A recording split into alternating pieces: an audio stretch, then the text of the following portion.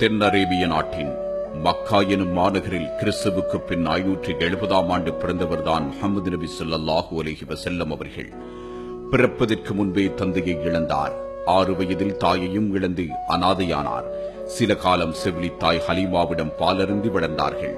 ஆடு வைத்தார்கள். எழுத படிக்க தெரியாதவராயிருந்தார்கள். வாலிப வயது வரைக்கும் அவருடைய வாழ்க்கை பயணம் மிக எளிமையானதாக அமைந்தது. அவருடைய வாலிப பயணம் அதிசயமானது. உலகின் எந்த ஒரு தலைவரினதும் வாலிப வயதில் இருக்காத அபூர்வ ஒழுக்க நெறிமுறைகள் கொண்ட வாழ்க்கை அது. வீண் சண்டை சச்சரவுகளுக்கு போனதில்லை. தீயவைகளை கண்டால் விலகிச் சென்றார்கள். அக்கால வாலிபர்கள் மது அருந்துவார்கள், சூதாடுவார்கள், தீய செயல்கள் அனைத்திலும் மூழ்கியிருந்தார்கள். இவற்றையெல்லாம் வெறுத்தவர்தான் முஹம்மது நபி ஸல்லல்லாஹு அலைஹி வஸல்லம் அவர்கள். பொய் பேசுவதையும் வெட்கக்கேடான செயல்களையும் அவர்கள் தீயவைகள் என கருதினார்கள். வாலிபராக இருந்தாலும் நேர்மையாக செயற்பட்டார்கள். அவர்களுடைய பேச்சில் உண்மை இருந்தது. இதன் காரணத்தினாலேயேதான் மக்காவில் பெரும் பணக்கார பெண்ணாக இருந்த கதீஜா நாயகி அவர்கள் நபி அவர்களை திருமணம் செய்து கொள்ள விரும்புகிறார். அப்போது அவர் விதவையாயிருந்தார். பின் நபி அவர்களை மணந்து கொள்கிறார். கதீஜா நாயகியின் வயதோ 40, நபிக்கு வயதோ வெறும் 25. விதவைக்கு வாழ்வளித்து முன்மாதிரியாக நபி அவர்கள் செயற்பட்டார். நபி அவர்களின் பண்பாடுகளிலோ ஒழுக்க நெறிகளிலோ ஒரு துளியும் குறையிருந்ததில்லை. அவர் மக்கா அருகில் உள்ள ஒரு மலையின் குகைக்கு சென்று தனிமையில் இறைவனை வணங்குவார்கள். அக்குகையின் பேர் ஹிரா. மக்கள் ஏன் இப்படி நடந்து கொள்கிறார்கள் என்று கவலையுறுவார்கள். தீமைகளை அழிக்கவும் நன்மைகளை பரப்பவும் அவருடைய மனம் எண்ணியது. இவ்வாறு இருந்த ஒரு சந்தர்ப்பத்தில் தான் அவரை இறைவன் தன் தூதராக ஏற்றுக்கொள்கிறான். அதன் பிறகு அண்ணல் நபி அவர்கள் இறைவனின் செய்தியை மக்களுக்கு எடுத்துரைத்தார்கள். இறைவன் ஒருவனே, அவனே அனைவரையும் படைத்தான். உணவளிப்பவனும் அவனே, ஆட்சியாளனும் அவனே. அவனையே வணங்குங்கள், அவனுக்கு மட்டுமே அடிபணியுங்கள். நான் இறைவனின் தூதனாவேன். என்னை பின்பற்றுங்கள், தீமைகளை விட்டும் விலகியிருங்கள் என்ற நற்செய்தியை கூறலானார்கள்.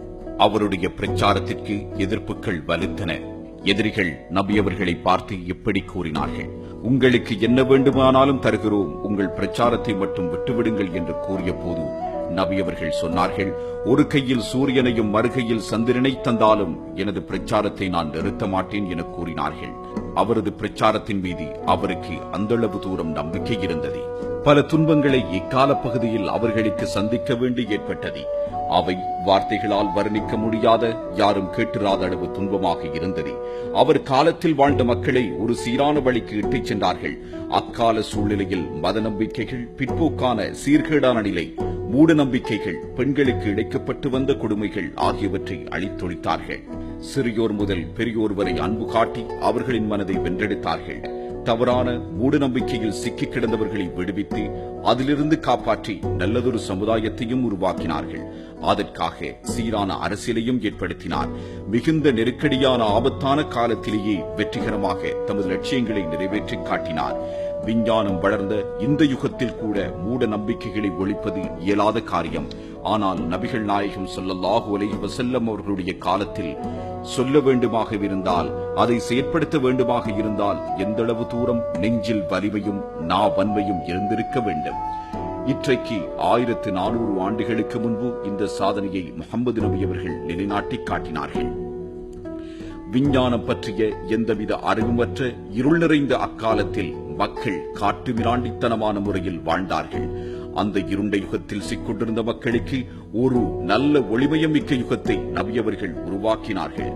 சீர்திருத்தவாதிகள் என்று சொல்லப்படுபவர்கள் செய்ய நினைக்கின்ற நல்ல காரியங்களுக்கு இக்காலத்தில் எத்தனையோ தொல்லைகள் ஏற்படுகின்ற போது அண்ணல் நபி அவர்கள் எத்துணை துன்பங்களை அனுபவித்திருப்பார்கள்.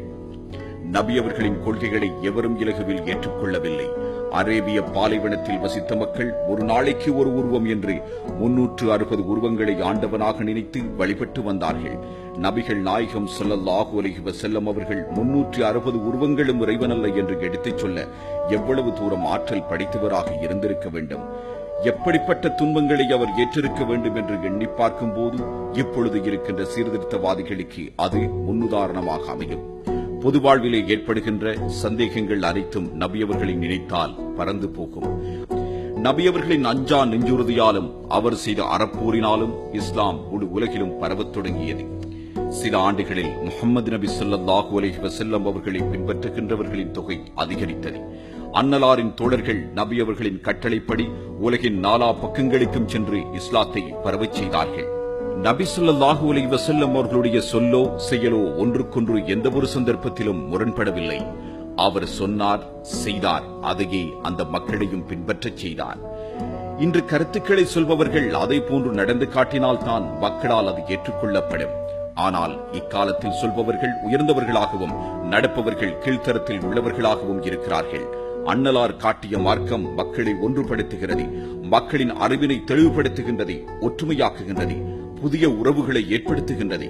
அவர் போதித்த இஸ்லாம் உலகில் எதற்கும் ஒப்பாக சொல்ல முடியாததோர் அளப்பெரிய பொக்கிஷமாகும். நபிகள் நாயகம் அவர்கள் 23 ஆண்டுகள் தமது பிரச்சார பணிகளை முன்னெடுத்தார்.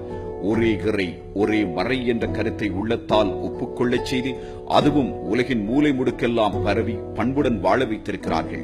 அந்த மனித புனிதரின் நாவன்மைக்கு இருந்த நன்மதிப்பை மகத்துவத்தை நாம் புரிந்து கொள்ள வேண்டும்.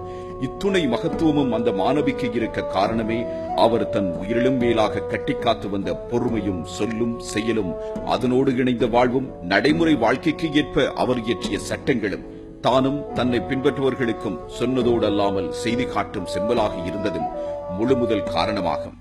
சட்டதிட்டங்கள் மனிதனின் நடைமுறை வாழ்க்கைக்கு ஏற்ற வகையில் அவரால் வகுக்கப்பட்டன. நபிகள் நாயகத்தின் வாழ்வும் வாக்கும் நிரம்பி அமைந்ததுதான் ஹதீஸ்கள் என்று அழைக்கப்படுகின்றது. அதே நேரம் இஸ்லாத்தின் பொக்கிஷமாக திருக்குர்ஆன் விளங்குகின்றது. நபி அவர்களின் சொல் செயல் என்பன இஸ்லாமியர்களுக்கு வழிகாட்டுகின்றன. அண்ணல் நபிகளின் இஸ்லாமிய போதனை உலகின் நாலா பக்கங்களிலும் ஒலிக்கச் செய்வதற்கு பட்ட துயர்கள், தொட்ட தொல்லைகள், தியாக தழும்புகள் கொஞ்ச நஞ்சமல்ல. அண்ணல் நபிகளாரின் அறப்பணி அகிலத்தை சீர் செய்வதற்கு கிடைத்த திருப்பணியாகும். அவர்களுடைய வாழ்க்கை வரலாறு வீரத்துக்கு ஒரு ஊற்றாகவும் சமுதாயத்திற்கு ஒரு நல்ல எடுத்துக்காட்டாகவும் அமைந்திருக்கின்றது. அதனால் தான் பல அறிஞர்கள், தலைவர்கள் கூட நபியவர்களை புகழ்ந்து பேசியிருக்கிறார்கள். H.G. வெல்ஸ், மகாத்மா காந்தி, அறிஞர் அண்ணா, ஜோர்ஜ் பெர்னார்ட் ஷா போன்றவராலும் நபியவர்களின் வாழ்க்கை நெறிமுறை பாராட்டப்பட்டது. பிரபல நூலாசிரியரான மைக்கேல் எச் ஹார்ட் என்பவர் உலகின் தலைசிறந்த தலைவர்கள் 100 பேரை தெரிவு செய்து அவர்களுள் அண்ணல் நபியவர்களுக்கு முதலிடத்தை பெற்றுக் கொடுத்தார்.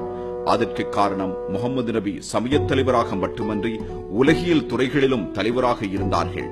அன்னலார் எல்லா காலத்திலும் தாக்கத்தை செலுத்தக்கூடிய மாபெரும் தலைவர் என மைக்கேல் எச் ஹார்ட் அவரது நூலில் குறிப்பிட்டார். இவ்வுலக மக்களுக்கு நல்வழி காட்ட இறைவனை பற்றி கூற இறைவன் காலத்துக்கு காலம் தூதர்களை அனுப்பி வைத்தான். அந்த வகையில் கடைசியாக வந்தவர்தான் இந்த முஹம்மது நபி ஸல்லல்லாஹு அலைஹி வஸல்லம் அவர்கள். இவரை முழு உலகிற்கும் ஒரு அருட்கொடையாகவே இறைவன் அனுப்பியுள்ளான் என இறைவேதமான அல் குர்ஆன் கூறுகிறது. எச்சில் துப்புவதிலிருந்து ஆட்சி செய்வது வரைக்கும் இவர் நடைமுறை வாழ்க்கையில் செயற்படுத்தி காட்டியிருக்கிறார். இவரது ஒவ்வொரு பேச்சு, உடை, நடை, பாவனை, அசைவுகளும் மானிட சமூகத்திற்கு கிடைத்த மிகப்பெரிய முன்மாதிரியாகும். மக்களுக்கு போதித்தவற்றில் பிரதானமாக இவை அமைந்தன.